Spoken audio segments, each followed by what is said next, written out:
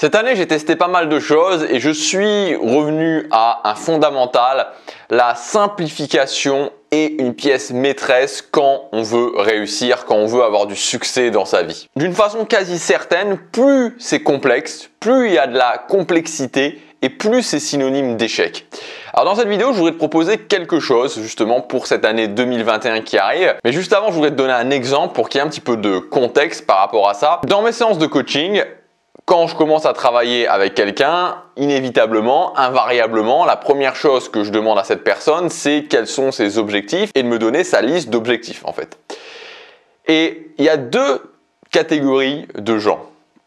La première catégorie de gens, c'est les personnes qui ont un ou deux objectifs. Et l'autre catégorie, c'est les personnes qui ont 7, 8, 9, 10, voire même parfois plus d'objectifs. Et ce qui est aussi invariable, c'est que les gens qui ont une très grosse liste d'objectifs n'avancent pas ou avancent très peu. Et là où c'est encore plus intéressant, c'est que les gens qui ont une très grosse liste d'objectifs ont plein de problèmes qui sont créés à cause de cette complexification. Et donc en général, les questions qu'ils me posent, c'est des questions qui sont liées à des problèmes qui eux-mêmes sont créés parce qu'il y a une trop grande complexité, parce qu'ils ont trop d'objectifs qui créent vraiment quelque chose de compliqué. Et donc au final, on s'en sort pas quoi.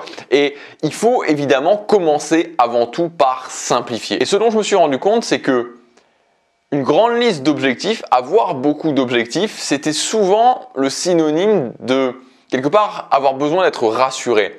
C'est-à-dire le fait de se dire, bon, finalement, ok, j'ai plein d'objectifs, donc finalement, même si je ne les réussis pas, bon, bah, c'est parce que j'ai plein d'objectifs et même si j'avance qu'un petit peu, bah, j'aurais réussi à avancer un petit peu sur cet objectif-là, un petit peu sur cet objectif-là, un petit peu sur cet objectif-là et j'ai des petites choses, j'ai des petits résultats sur chacun de ces objectifs. Mais bon, vu que j'en ai plein, c'est normal. Mais par contre, si je me fixe un objectif et que je ne le réussis pas, bah du coup ça veut dire que j'ai raté et donc quelque part ça fait peur parce que j'ai raté cet objectif, j'en avais qu'un seul et ça met face à une certaine réalité qui parfois peut être difficile justement difficile à encaisser en fait, le fait de dire ok je fais cet objectif, uniquement cet objectif, oui d'accord mais qu'est-ce qui se passe si je le rate? Et moi je voudrais te dire ok mais qu'est-ce qui se passe si tu le réussis? Qu'est-ce qui se passe si justement tu dis je me fixe un objectif ou deux objectifs et ces deux objectifs, je les réussis?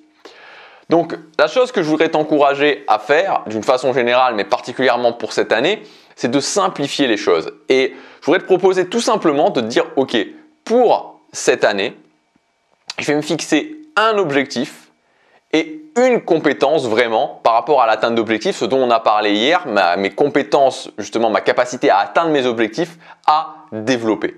Je vais faire mon focus là-dessus pour cette nouvelle année.